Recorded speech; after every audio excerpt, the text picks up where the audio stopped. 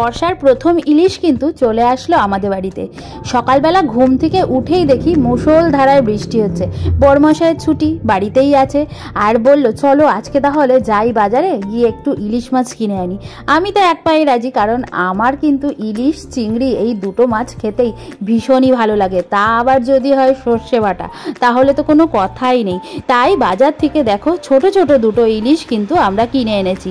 ছোট বলতে কি, তাও এক একটা ওই 350 গ্রাম করে ওজন। তো এই যে 700 গ্রামের দুটো মাছ এনেছি, আর মাছ এনেই মাকে হাতে ধরিয়ে দিয়েছি, বললাম যে কেটে তাড়াতাড়ি করে এটার ভাপা করে দাও।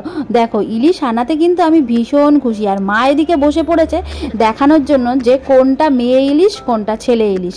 মেয়ে ইলিশ নাকি একটু গোল টাইপের হয়, ওটার স্বাদ বেশি হয়, ছেলে ইলিশের স্বাদ কম হয়। কিন্তু আজকে যেই দুটো ইলিশ আমি দেখে বিচক্ষণ করে এনেছি, সেই দুটোর মধ্যে একটা ছেলে ছিল একটা মেয়ে ছিল, কিন্তু দেখলাম সেমই টেস্ট খেতে, টেস্টের কোনো কিন্তু কম বেশি কিছু নেই। তারপরে এই যে মা দেখো কত সুন্দর করে গোল গোল করে পিস করে সুন্দর করে কেটেছে, তারপরে এর মধ্যে ভালো করে নুন হলুদ মাখিয়ে রেখে দিয়েছে। হ্যাঁ, আজকে তোমাদের সাথে আমার মায়ের হাতের ইলিশের রেসিপিটা কিন্তু শেয়ার করব।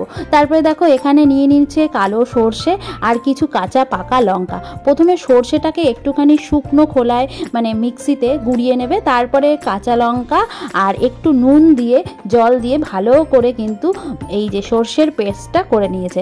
এরপরে নুন হলুদ তো মাখানোই ছিল মাছে। তারপরে একটা কড়াই নিয়েছে, কড়াইয়ের মধ্যে এই যে দেখো মাছগুলো এক এক করে রেখে দিল।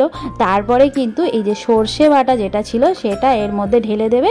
এরপরে দিয়ে দেবে এক এক করে নুন, তারপরে হলুদ গুঁড়ো, আর সাথে যেই মিক্সির বাটিটার মধ্যে মশলাটা বাটা হয়েছিল ওটা তো খানিকটা লেগেছিল, ওটার মধ্যে একটুখানি জল ভালো করে ঘুরিয়ে তারপরে এর মধ্যে দিয়ে দেবা। আর সামান্য পরিমাণ একটু মিষ্টি দিয়েছিল, সেটা আমি স্কিপ করে গেছি।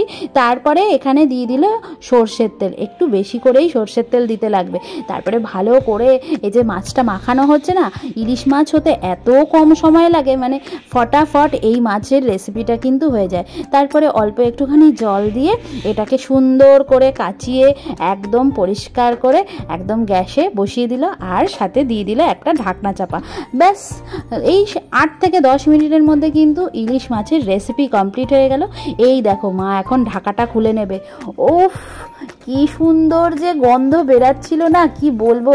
আর যেই ঢাকনাটা খুললো আমার তো মনে হচ্ছে কতক্ষণে আমি খেতে বসবো।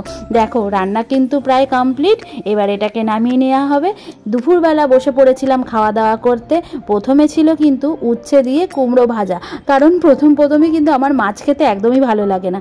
তারপর এই যে ইলিশ মাছের মাথা দিয়ে ডাল, ইলিশ মাছের মাথার ডালটাও কিন্তু ভীষণ সুন্দর হয় খেতে। ডাল খেলাম, উচ্ছে কুমড়ো ভাজা খেলাম, তারপরে এখন হচ্ছে খাবো মাছ।